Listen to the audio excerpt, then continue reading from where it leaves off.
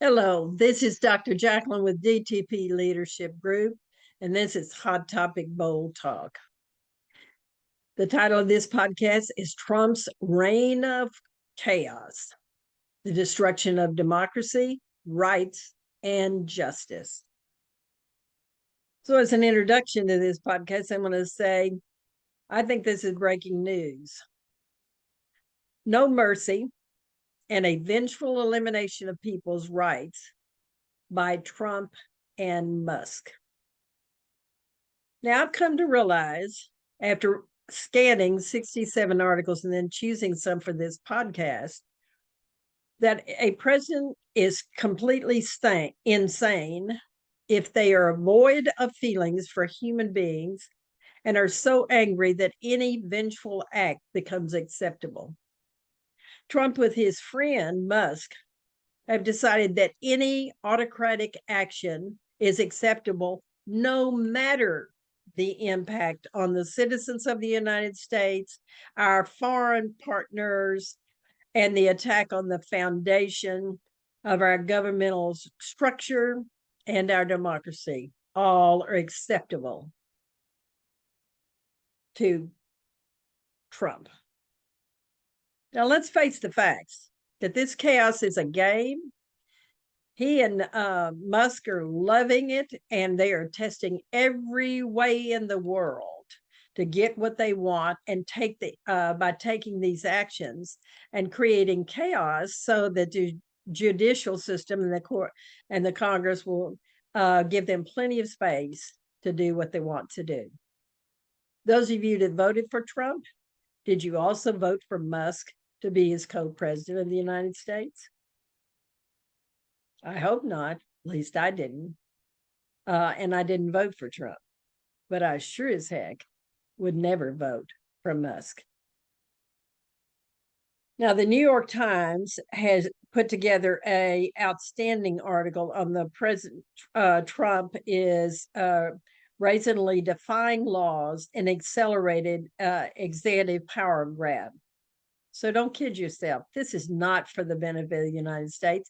It's not even to meet the promises of his supporters. This is an effort for him to gain executive power and grab it. This same statement by the New York Times has been made about Trump to take and his taking over of the Republican Party.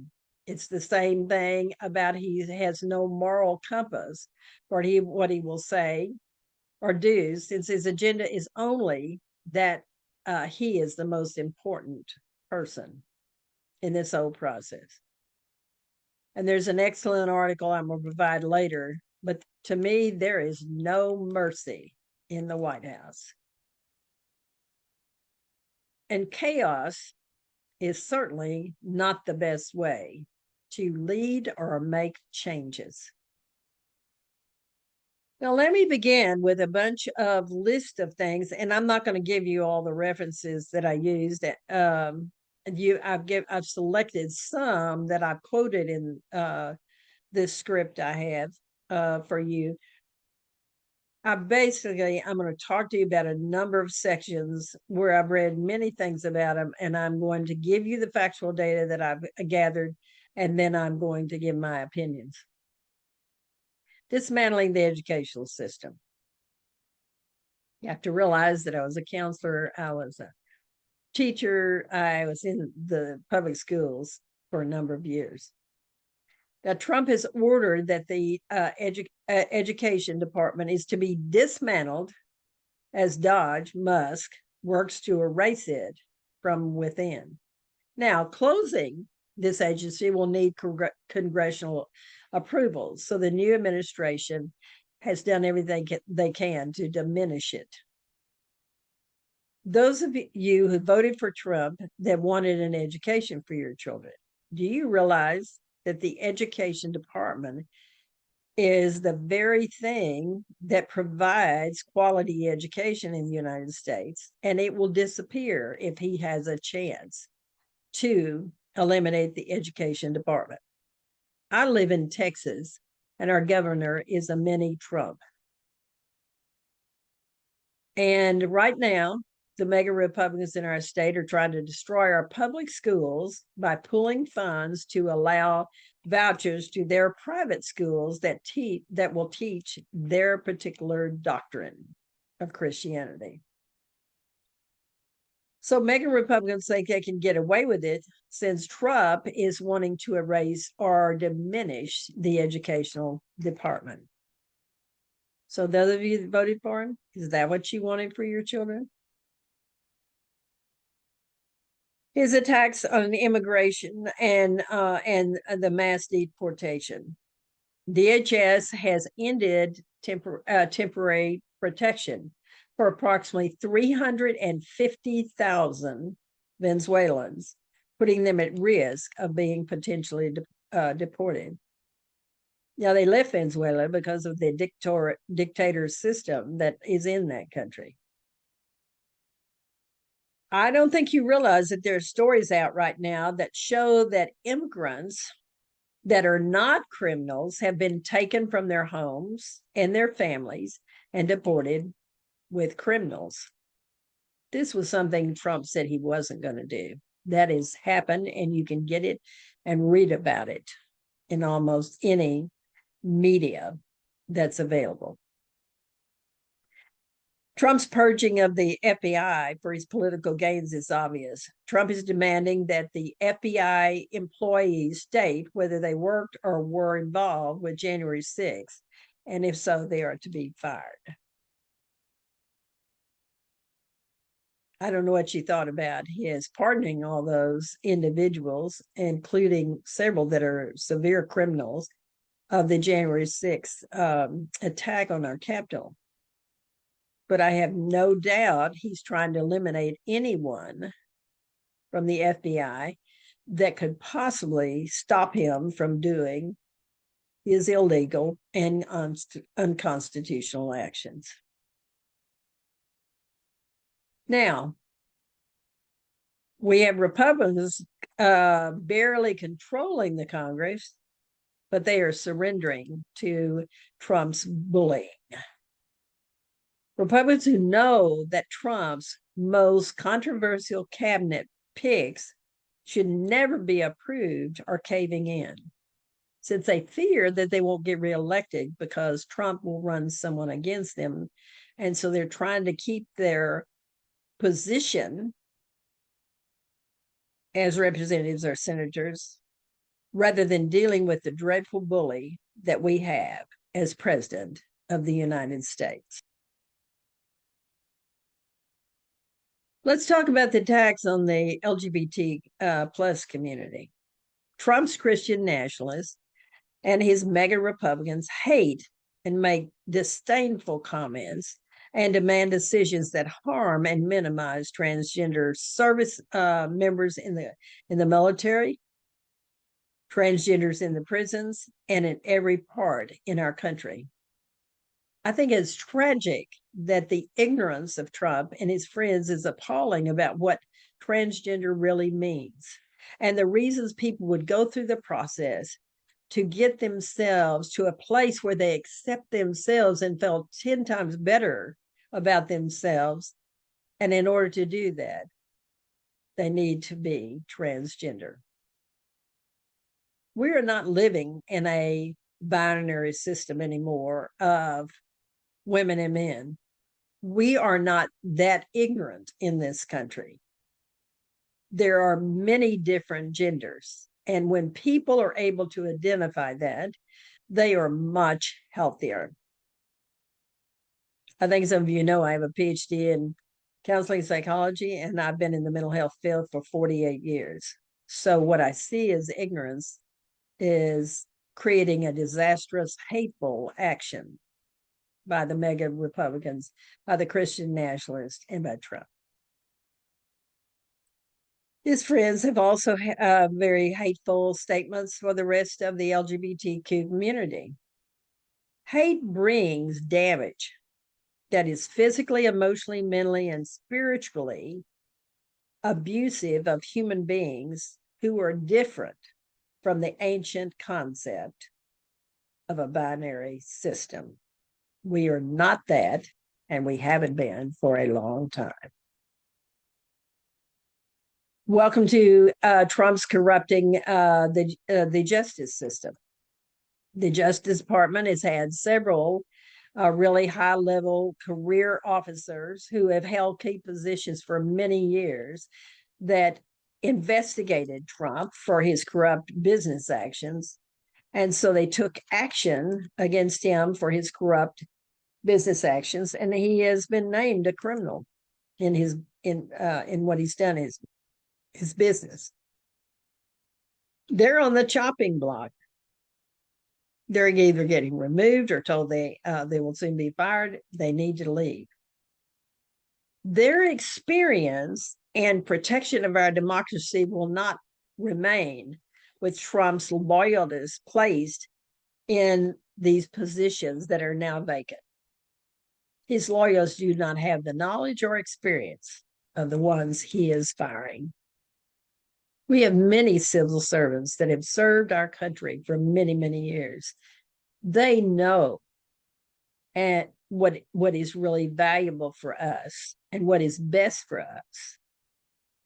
So this attack of civil servants is outrageous. I want to talk about installing blind loyalty over ethics.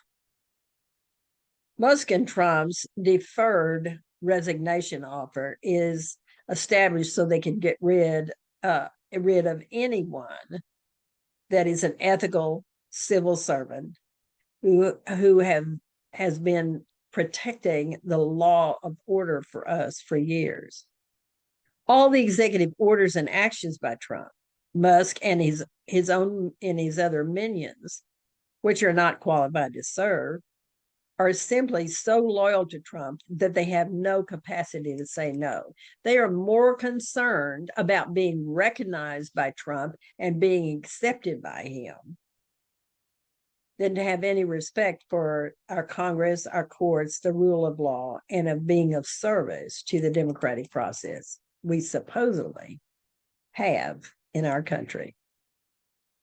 One of the most blatant things I've seen is the SAFE Act law, a threat to voting rights. There was an announcement recently of the SAFE Act law being considered in Congress is a way for extremist Americans to eliminate American citizens to have the right to vote. You must call your Congress members and demand that they vote no. There is no question in my mind that this is a way to meet Trump's promise to those who voted for him that they will never have to vote again. With this act, the Republicans would eliminate a mass of people in this country that do not support what he is doing. In the newsletter for Action Alert, AOTL, an online all on the line, presents statements about the SAFE law that was stated on Wednesday, February 5th. And here are the statements. And this is a organization that also protects us from gerrymandering. So it's a mass gerrymandering, what they're trying to do. Extremists in Congress are pushing an extreme anti-voter, the SAFE Act, that would make it harder, if not impossible, for millions of voters across the country to register to vote. So we need your help to help stop this. The SAFE Act would force every voter to provide a passport or birth certificate every time they register or update their voter registration, and would effectively end online and mail-in registration. This would disproportionately impact military voters, rural voters, tribal citizens, survivors of natural disasters, working class Americans, and tens of millions of married women who've changed their name. About half the American citizens, 150 million citizens, do not have a passport and elderly Americans are one of the demographics least likely to have a passport. This bill isn't about election integrity. It's about silencing voters. There's zero evidence of widespread voter fraud. It's been put out over and over again. The lies of Trump and his minions is outright misinformation. And so we have secure systems to verify voter eligibility. The real goal of the SAFE Act is to make it harder for eligible Americans to vote. And I think it's tragic they're continuing to fight this thing when they just won the election and he's in office. I'm not pleased about what some Americans did,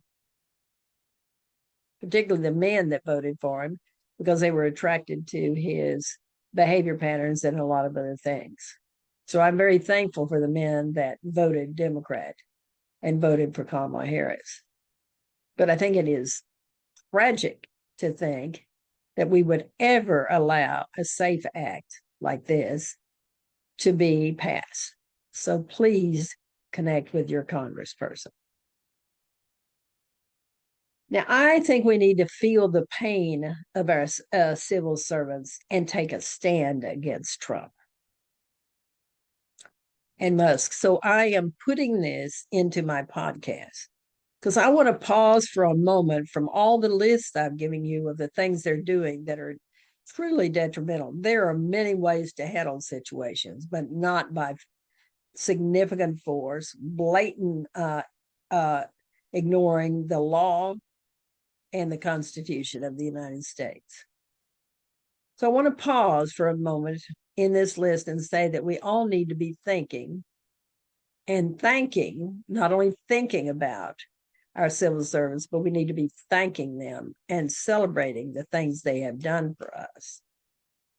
Trump and Musk eliminating the jobs with no recourse is totally against the employment laws that we have in this country. I appreciate a newsletter that Bill Penzies put out. And what he says is, he's one of them that is going to take massive action. And what he's doing is he's sending packages of Penzies spices to as many federal employees as he can, showing that he cares about them and wants them to know that they're appreciated. Bill Penzies has done this many times. And here's his statement about government employees. They are people with integrity. If at all possible, they won't be taking the buyout because they know the work they do matters. These are people who have dedicated their lives to working for the American people, but yet they are still only human, and no one is immune from the anger and right-wing echo machine. And so they will have to make their own decisions. But he says they are strong. They are holding a line for all of us. But right now, they also are feeling they're on their own. Right now, what we can do is show that we truly love them and care about them. Telling them, don't take the buyout because we need you and because you're valuable and worth far more than you're paid. It is time for us to show them appreciation. And I know how he does this. He will send constantly Penzies packages with a special note and recognize every civil servant that's being attacked at this time. That's who Bill Penzies is. Now, the devastating $3 trillion freeze was just a dramatic action that Trump and Musk created. I have addressed it in the previous podcast. But surely you can see that this was a test of how much they could get away with. They still are holding some of the money. And Duckworth from Chicago is talking about that. So they're having to address it in the courts, and they're having to address it in Congress. And the courts are being very clear, it's illegal what they did and unconstitutional. Since the executive branch is not control of the purse, the Congress is. Now, I will admit we've had a lot to worry about with the Republicans and the actions they're taking. But we need to stand firm to fortify our rights as human beings and citizens of this country. I want to go next to the horrific plane crash in Washington, D.C., and Trump's cheap behavior. I want to remind you of his actions with the horrible plane crash where a U.S. helicopter collided with an American Airlines passenger plane that ended in the Potomac River near Washington, D.C. 67 people died in that crash. Instead of being a moral and caring person with values and a true sense of right and wrong, Trump behaved like an immature person, not a person that deserves the support of the American people. Trump used this tragic plane crash to carefully cast blame for the Democratic predecessors and on diversity, equity, and inclusion programs, despite his lack of acknowledging that the cause of the crash was still unknown. And I think in the Washington Post article by King, it's titled, "The Mercy That's Missing from This White House," has more statements that need to be heard. And that's the reason I'm going to include them in this podcast. We can ask ourselves, where are Trump's values, his sense of right and wrong? Here we have first responders working selflessly on the scene, their bodies in the Potomac. Families are shattered by the grief. Where was Trump's recognition that it might be the wrong time? And I don't think it's ever appropriate to use something like this for political gain. And he truly hit below the belt. Trump's cheap behavior was beneath the high office that he holds.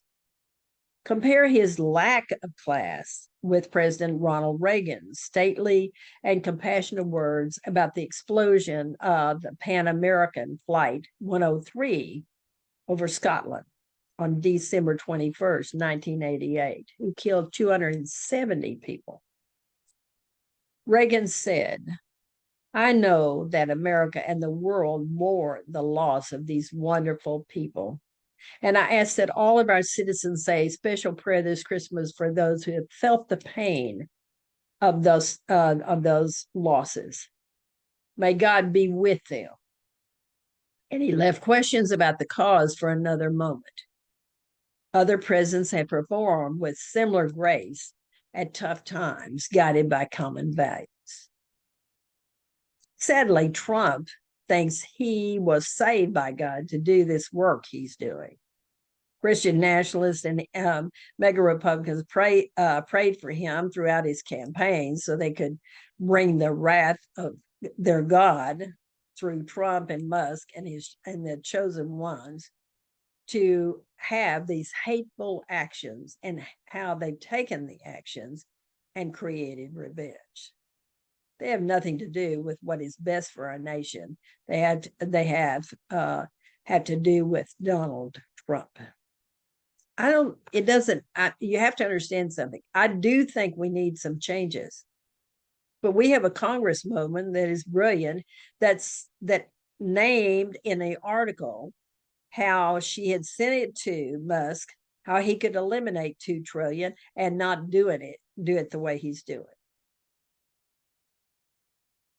So the Washington Post also has an article which was January 31st. And here's their comments. Trump is in it only for himself. And they provide a real description. The president's ugly hijacking of a plane crash adds to a pattern emerging from his administration. Later asked about visiting the crash, he replied, "You want me to go swimming?" This is the kind of pattern that we have in the administration. No matter the subject, Trump is in it for himself instead of addressing America's cost of living as voters wanted him to, as a major thing about the economy. Trump has dedicated his early days in office to his quality of living by using the powers of presidency to nurse his personal grievances and to seek vengeance against any political foe. That includes every civil servant that refuses to support what he's doing. Now, on January 21st, the Trump regime disbanded the Federal Aviation Security Advisory Committee. It was established by the Congress in 1988 after the bombing of the Pan American Flight 103. And the Time magazine has done a great job in the article DC Crash Raises Questions about the Trump aviation personnel changes. So many of you may not realize that just days before the crash, President Donald Trump enacted a sweeping shakeup of the federal agencies responsible for aviation oversight, removing the administration and the administrator from the TSA and eliminating all members of the key aviation security advisory group.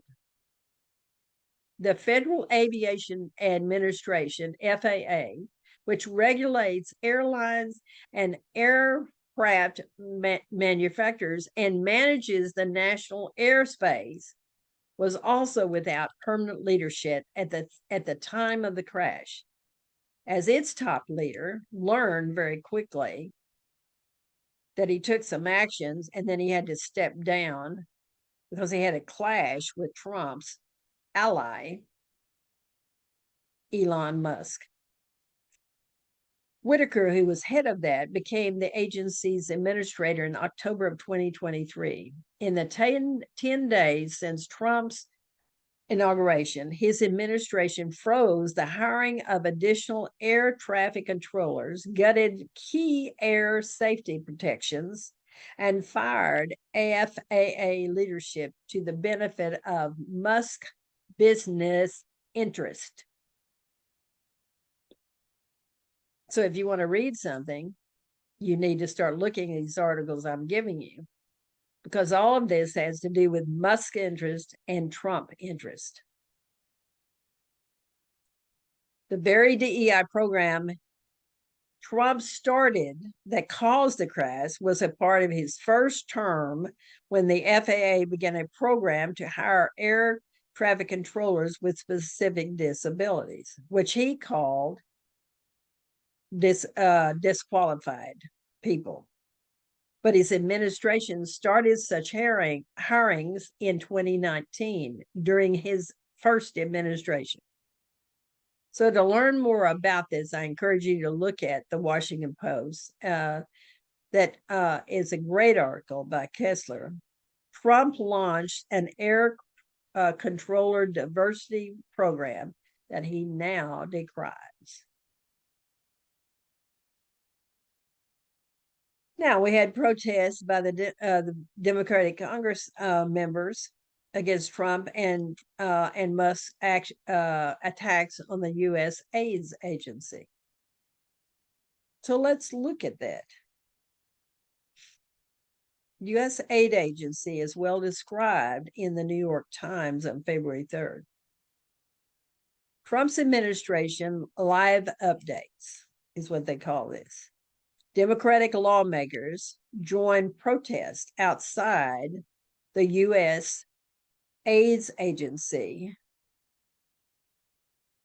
due to the fact that he was being shut down.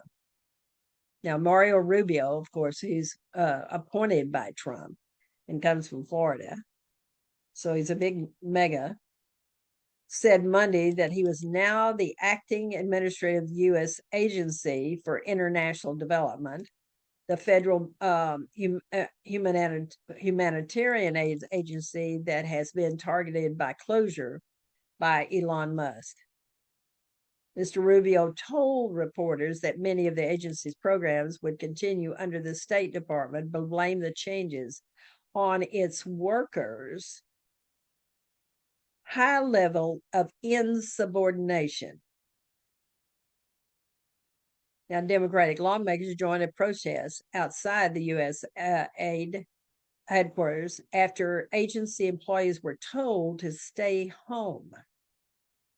As usual, any lie will do to justify Musk or Trump's actions. Trump has always hated aid that we give to foreign countries to try to help. And you cannot imagine the damage that is done. And I have no trust that Rubio will make certain that things will continue that need to help our foreign aid. Here's some other disturbing facts that are included in this article. President Trump suggested linking continued American aid for the Ukraine with a deal in which Kiev would supply the United States with rare earth metals. I think it's the cheapest sign of his transactional approach to foreign policy. Trump is so callous that he would threaten a democratic country in war to give up their rare earth minerals to get our help. Trump has put, and then in this article they say, Trump has put Treasury Secretary Scott Bessent and a billionaire hedge fund manager in charge of Consumer Financial Protection Bureau on an acting basis. On an acting basis, you're going to check him out because a lot of businesses were delighted that Scott was chosen because he seems more sane than any of the other choices that Trump has. But the thing was, he replaced Chopra, who was fired by President Trump on Saturday, this last Saturday. Mr. Chopra had aggressively sought to expand the Bureau's authority over banks and other financial firms. Guess he would not want that to happen. Not only Trump, but Musk. I'm not surprised this happened, since Trump's many billionaire friends certainly do not want more security and scrutiny on banks. With each of Trump's actions, he is eliminating ways that our interests as citizens of the United States can be protected from the corrupt or less than legal business actions of his friends. Now, Trump and Musk have a game going to put Washington on edge and so confused that maybe they won't take action in some of this. Philip Elliott is a person that I have great admiration for, and is used to be at the Atlantic, but he is now with Time magazine. And Trump and Musk have all of the Washington on edge, just like they wanted, is his title for his article. Here are his comments that I think you need to hear. Gag orders. Nobody can talk because you couldn't possibly talk because you might tell people the truth rather than lies that we are receiving from Trump and Musk. Mass firings, legally questionable buyouts, full breaches of classified data and personnel files, a game of chicken over sanctions, purged people and websites alike. The anxiety across the civil service at this hour is rightfully earnest and has no sign of slacking. If you're a career federal worker, you're marking your time in hours at this point, as Trump is looking to shed professional experts in favor of political hacks of his. Trump has begun his one-sided war against his foes, and the costs are just starting to be counted. Just ask the feds who found themselves put on leave as punishment for having attended diversity training during the first term of Trump. So he knows he has a list of those people, and they're the ones being punished, along with many others. Musk who's been raging around, and he's dared to do anything to see if he could get away with it. And he's smashing through agencies so quickly that Washington is struggling to fully understand what is happening in real time. A top Treasury official found out what saying no to Musk cost. Having denied Musk access to the sensitive system overseeing trillions of dollars payment, he was placed on leave and then retired suddenly, allowing Trump's team to get what they wanted. Trump is not an official of the United States. He's not someone we voted in. He has no right to this real sensitive material. If you want to get really concerned and also clear about the destruction that Trump and Musk are doing to our government, you may want to read this article I've just mentioned. It is the list, and will be there at the end of this podcast. Public Citizen is a fascinating newspaper, and they have a lawsuit against Elon Musk, Dodge, and it occurred the first time they filed the suit immediately after Trump was inaugurated. So Musk has been being sued. And they said in this suit, we are demanding an immediate halt to the massive and illegal invasion of privacy being carried out by Elon Musk, Dodge, at the U.S. Treasury Department. This new lawsuit, and they've increased the information around it. So this new lawsuit follows the separate one we filed just moments after Trump was sworn in on January 20th about his so-called Department of Government Efficiency is operating in secrecy. As our new lawsuit spells out, the scale of this intrusion into individuals' privacy is massive and unprecedented. This suit is getting coverage throughout media, domestically and internationally, from the likes of Access, Bloomberg, CBS, The Guardian, The New York Times, Newsweek, NPR, Politico, USA Today, and many, many more. And there's a great thing of protests that are happening in the courts. Now, I want to conclude it with these statements tonight. Trump and Musk's dangerous actions are tearing apart the foundation of our democracy, stripping citizens of their rights, and replacing justice with corruption. That's what's going on. The stake could not be higher. Every action they take is designed to create chaos, consolidate power in the executive branch, and eliminate opposition. We must stay informed, speak out, and act before it is too late. America's future depends on it.